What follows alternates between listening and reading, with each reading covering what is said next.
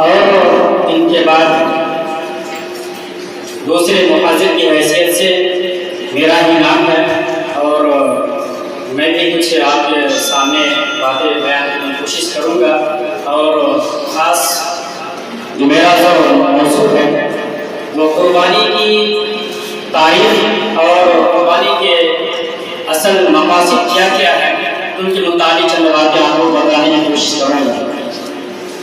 اور ہم سب یہی بات جانتے ہیں کہ ہمارے والدین ایک جانور خرید کر لاتے ہیں اور جب نہر یعنی عشرہ ذی الحجہ کے 10ویں تاریخ کو عید کی نماز پڑھنے کے بعد ہمارے والدین یا ہمارے گارجین لوگ قربانی کرتے ہیں.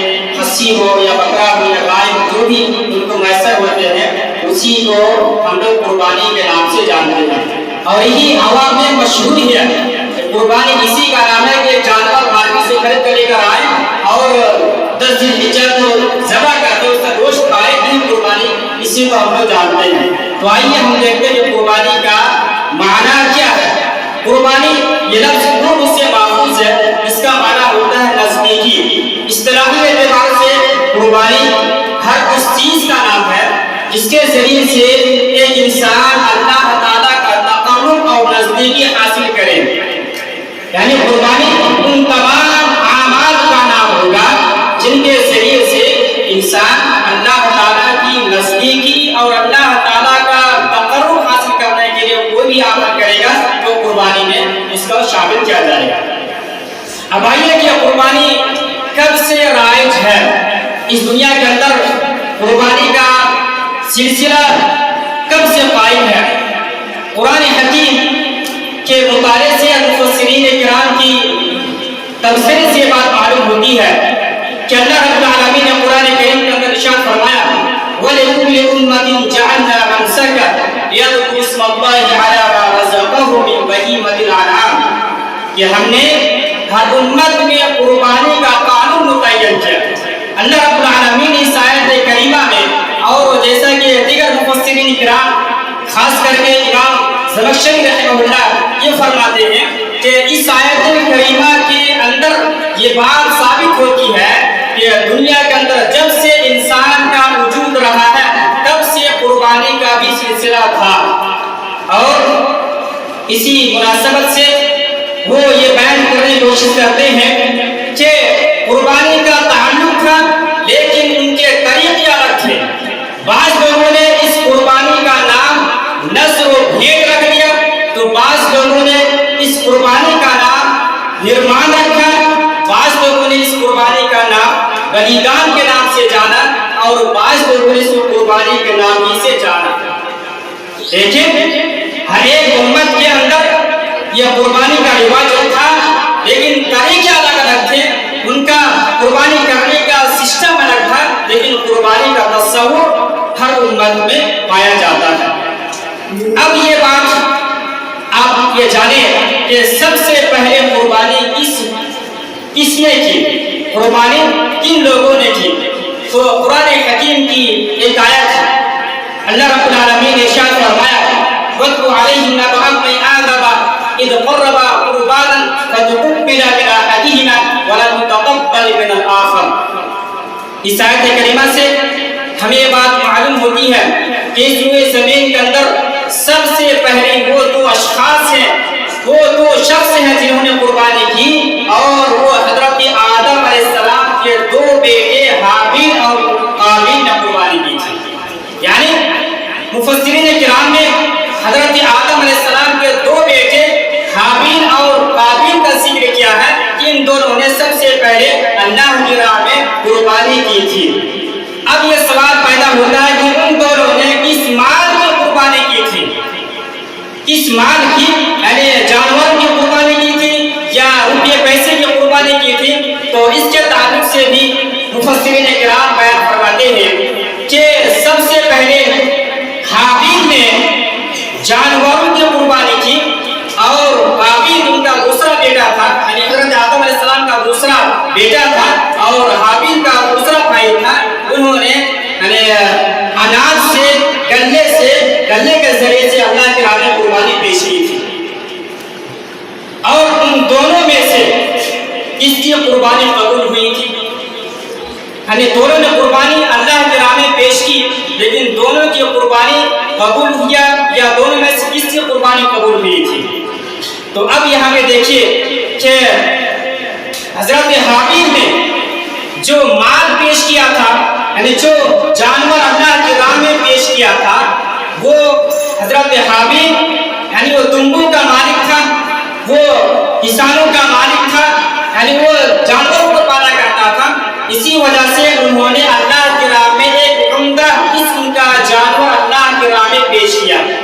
اس کے برعکس قابیل نے جو کسان کا کھیتی باڑی کیا کرتا تھا، انہوں نے اللہ کی راہ میں گھٹیا قسم کے اناج کو یعنی ردی قسم کے اناج کو اللہ کے حضور پیش کیا، اور حضرت حابیل کی قربانی اللہ رب العالمین نے قبول فرمائی اور قابیل کی قربانی قبول نہیں فرمائی۔ اب یہاں پہ سوال یہ بنتا ہے کہ کیسے بات معلوم ہو گئی کہ حضرت حابیل کی قربانی اللہ نے قبول فرمایا اور قابیل کی قربانی کو اللہ نے ٹھکرا دیا، رد کر دیا؟ تو اس سوال کا جواب یہ ہے کہ قدیم زمانے میں، پرانے زمانے میں یہ الہامی دستور تھا کہ اگر کوئی انسان اللہ رب العالمین کے حضور قربانی پیش کرتا تھا تو اللہ رب العالمین کی جانب سے آسمان سے آگ آتی تھی اور جس کے جانور کو، جس کے مال کو وہ آگ کھا جاتی تھی، یہ اس بات کی علامت ہوا کرتی تھی کہ اس کی قربانی اللہ کے حضور قبول ہو گئی، یعنی اللہ رب العالمین اس قربانی کو قبول کر لیا۔ اور جس کے مال کو یا جس کے جانور کو آگ نے یعنی جلایا نہیں، اس کو راکھ نہیں کیا، اس کا مطلب یہ ہوتا تھا کہ اس کی قربانی اللہ کے حضور قبول نہیں ہوئی، یعنی اللہ رب العالمین اس کی قربانی کو ٹھکرا دیا۔ اب یہاں پہ سوال یہ بنتا ہے کہ حابیل کی قربانی کو اللہ رب العالمین نے کیوں قبول کیا اور قابیل کی قربانی کو اللہ رب العالمین نے کیوں ٹھکرا دیا، جبکہ دونوں نے اللہ کی راہ میں قربانی اپنے اعتبار سے قربانی کا مال پیش کیا، لیکن ایک کے مال کو اللہ رب العالمین نے قبول فرمایا اور دوسرے کے مال کو قبول نہیں فرمایا۔ تو اس سوال کا جواب یہ ہے کہ چونکہ حضرت حابیل علیہ السلام، حضرت حابیل کے دل میں تقویٰ تھا، حضرت حابیل کے دل میں تقویٰ تھا اور انہوں نے خالص اللہ رب العالمین کے واسطے اپنا مال پیش کیا اور اللہ رب العالمین کے لیے اللہ رب العالمین کے حضور عمدہ قسم کا مال اللہ رب العالمین کے حضور میں پیش کیا۔ اسی وجہ سے اللہ رب العالمین نے ان کے مال کو قبول فرمایا، جبکہ قابیل کے دل میں یہ تقویٰ نہیں تھا اور انہوں نے گھٹیا قسم کے مال کو اللہ رب العالمین کے حضور پیش کیا، اسی لیے قابیل کی قربانی کو رد کر دیا۔ اسی سے یہ ہمیں بات معلوم ہوتی ہے کہ اللہ رب العالمین پاک چیزوں کو قبول فرماتا ہے، ناپاک چیزوں کو یا گندی چیزوں کو اللہ رب العالمین قبول نہیں فرماتا ہے، جیسا کہ حدیث میں اللہ کے ارشاد فرمایا ان اللہ طیب لا یقبل الا طیبا، اللہ رب العالمین کی ذات پاک ہے اور اللہ تعالیٰ پاک چیزوں کو قبول فرماتا ہے۔ اسی وجہ سے حضرت حابیل کی قربانی کو اللہ رب العالمین نے قبول فرمایا اور ان کے دل میں تقویٰ تھا، اللہ رب العالمین کا ڈر تھا، اسی وجہ سے اللہ رب العالمین اور اس قربانی کا ایک اہم مقصد یہ تھی۔ اس واقعہ سے ہمیں معلوم ہوتا ہے کہ آج جو ہم سب قربانی کریں گے 10 ذی الحجہ کے روز، تو اس قربانی کا مقصد بھی یہی ہے کہ ہمارے اندر اللہ رب العالمین کا تقویٰ ہونا چاہیے، اللہ رب العالمین کا ہمارے اندر ڈر پیدا ہونا چاہیے۔ اب یہاں پہ یہ بات معلوم ہوتی ہے کہ ابتدائے آدم سے لے کر حضرت آدم علیہ السلام سے لے کر جتنے بھی انسان اس دنیا کے اندر آئے پیدا ہوئے، یعنی انسانوں کی جب سے تخلیق ہوئی ہے تب سے لے کر آج تک اولین تہذیب اللہ رب العالمین کی یعنی خدا پرستی کی تہذیب ہوئی ہے، یعنی ہر امت میں اللہ رب العالمین کو یاد کرنے کا، اللہ رب العالمین کو یاد کرنے کا یا نماز کا طریقہ رہا ہے، اور اسی کے ساتھ ساتھ یہ قربانی بھی انسان کی فطرت میں شامل رہی ہے۔ جس طریقے سے اس روئے زمین کے اندر اللہ رب العالمین کی تخلیق، یعنی انسانوں کی تخلیق کے بعد اولین تہذیب خدا پرستی کی تہذیب ہے، یعنی اللہ رب العالمین کو یاد کرنے کا طریقہ ہے، اسی کے ساتھ ساتھ یہ قربانی بھی ایک اللہ رب العالمین کی جانب سے کرنے کا سسٹم رہا ہے۔ اب اس کے بعد آئیے کہ قربانی کا اصل مقصد کیا ہے؟ کیا قربانی کا یہ مقصد ہے کہ ہم جانوروں کو اللہ کی راہ میں قربان کر دیں، اور اس قربانی جو ہم جانوروں کی شکل میں قربانی کرتے ہوئے آ رہے ہیں، یہ ایک ظاہری صورت ہے، یہ ایک ظاہری صورت ہے، اور اس کے پیچھے کیا واقعہ ہے، کون سی اسباب ہے جن کی وجہ سے ہم تمام یا پوری دنیا کا جتنے مسلمان ہیں وہ سارے مسلمان 10 ذی الحجہ کے روز قربانی کرتے ہیں، یا 11ویں ذی الحجہ کو، یا 12ویں ذی الحجہ کو، یا 13ویں ذی الحجہ قربانی کرتے ہیں جانور کی شکل میں۔ اس کا آغاز کب سے؟ اس کا آغاز جیسا کہ آپ لوگ اس حضرت ابراہیم علیہ السلام اور حضرت اسماعیل علیہ السلام کی واقعے کو آپ لوگ بخوبی جانتی ہیں کہ اللہ رب العالمین نے حضرت ابراہیم علیہ السلام سے مخاطب فرمایا، اللہ رب العالمین نے حضرت ابراہیم سے خطاب فرمایا کہ تم اپنے لخمی جگر کو اللہ کی راہ میں قربان کرو۔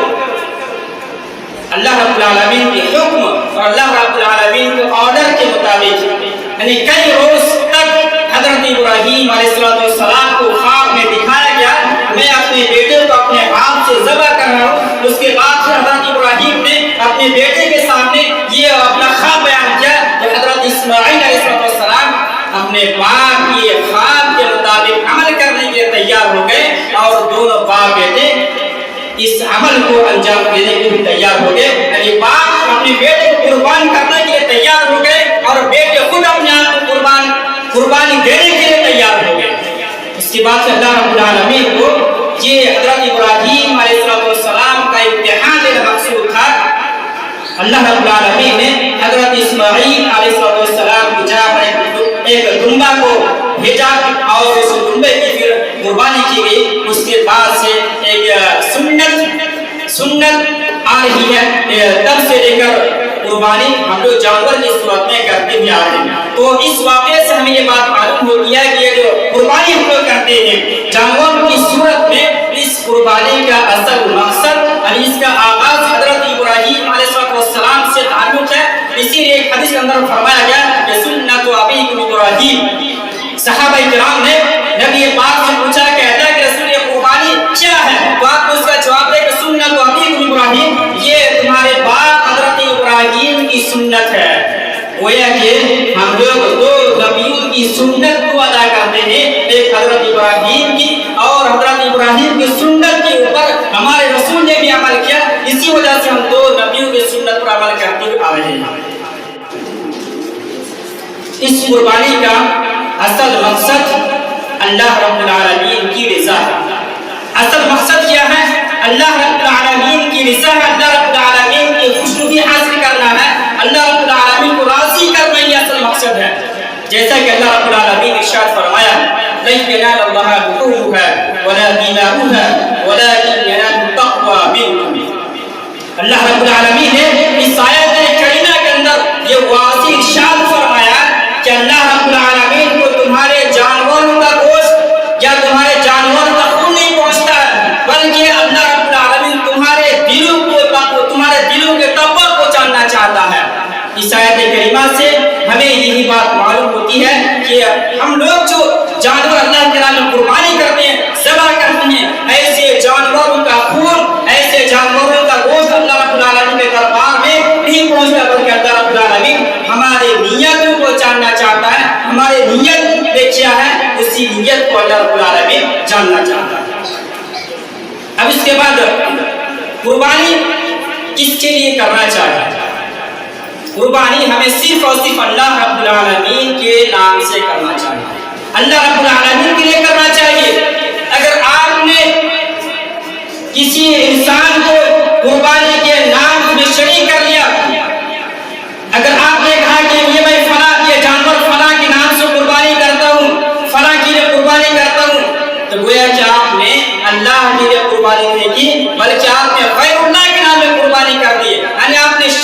کیا؟ ایک حدیث میں اللہ کے رسول نے ارشاد فرمایا کہ لعن اللہ من ذبح لغیر اللہ، لعن اللہ من ذبح لغیر اللہ، کہ اللہ تعالیٰ ایسے انسان کو لعنت برسائے جس نے غیر اللہ کے لیے ذبح کیا۔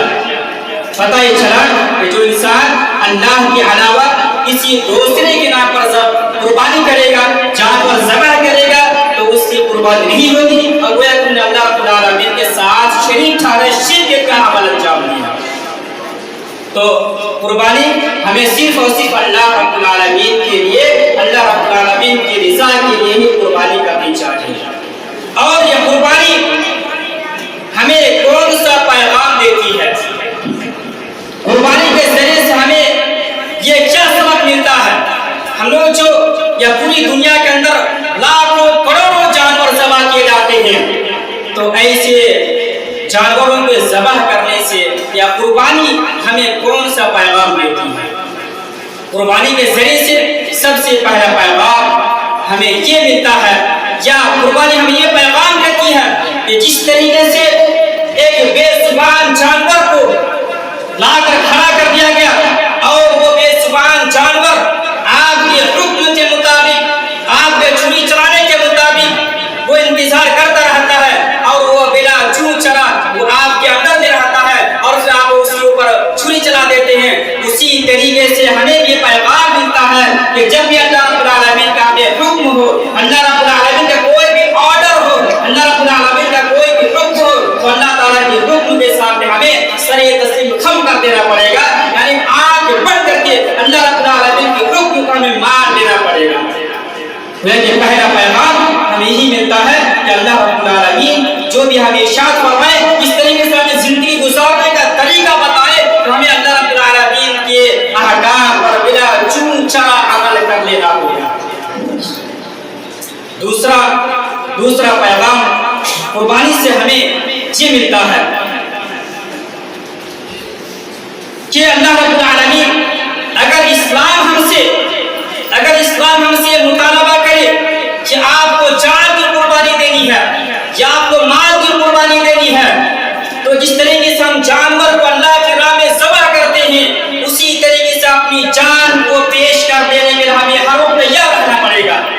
اس قربانی کا ایک دوسرا پیغام یہی ملتا ہے کہ اگر اسلام کو خون کی ضرورت پڑے یا مال کی ضرورت پڑے، تو ہم ہر وقت اللہ رب العالمین کے سامنے مر مٹنے کے لیے اپنی جانی مال قربانی کے لیے تیار ہمیں ہونا چاہیے۔ یہی پیغام اس قربانی کے ذریعے سے ہمیں ملتا ہے۔ اور اسی طریقے سے قربانی کے جانور کو ذبح کرتے ہیں، اور ذبح کرنے کے بعد ہمیں اس کا اثر یہی ہونا چاہیے کہ ہمارے اندر اس طریقے سے کیفیت ہونی چاہیے، ہمارے اندر وہ حالت پیدا ہونی چاہیے، اگر کہیں کا جہاد ہو، جہاد کرنے کی ضرورت پڑے تو ہمیں اس طریقے سے مشرکین کے سامنے جا کر لڑنا پڑے گا۔ اور قربانی کے ایک اور پیغام، یہ قربانی ہمیں کون سا پیغام دیتی ہے؟ قربانی بہت سارے پیغام دیتی ہے، ان میں سے پیغام یہ بھی ہے کہ اگر آپ کسی کام کے لیے بیٹھے ہوئے ہیں، مثال کے طور پر اگر آپ آج یہاں پہ پروگرام کے ہال میں اتنی گرمی برداشت کرنے کے باوجود اور ایگزام دینے کے باوجود تھکے ہوئے ہیں، اس کے باوجود ہم بیٹھے ہوئے ہیں، وہ کہ ہم اپنے لیے وقت کو قربان کر رہے ہیں۔ گویا کہ یہ قربانی ہمیں یہ پیغام دیتی ہے کہ اگر آپ سے وقت کا مطالبہ کیا جائے کہ آپ یہاں میں ابھی بیٹھنا ہے، خواہ کسی حالت میں بھی ہو، آپ کو وقت گزرے، آپ اس وقت کو نہ پسند کرے، اس کے باوجود اگر اللہ رب العالمین کا حکم ہوگا تو آپ کو تیار ہو جانا پڑے گا۔ جیسے ہی اللہ رب العالمین کا آرڈر آئے، اللہ رب العالمین کے آرڈر کے سامنے اللہ رب العالمین جس وقت بھی، جس لمحہ بھی، جس گھڑی بھی اللہ رب العالمین آپ سے مخاطب ہو، آپ کو نکلنے کے لیے آپ ہر وقت اللہ رب العالمین کے تیار ہو جانا پڑے گا۔ یعنی وقت کی قربانی، اس سے ہمیں یہ بھی بات معلوم ہوتی ہے کہ ہمیں اپنے اوقات کی قربانی دینی چاہیے۔ اور آپ بات علم ہے، آپ علم کے راستے میں ہیں، وہ ایک طرح کی قربانی ہے، وہ آپ بھی اپنی قربانی پیش کر رہی ہیں، علم کے میدان میں نکلی ہوئی ہے، علم کو حاصل کر رہی ہیں، وہ کہ آپ اپنے آپ کو قربان کر رہی ہیں۔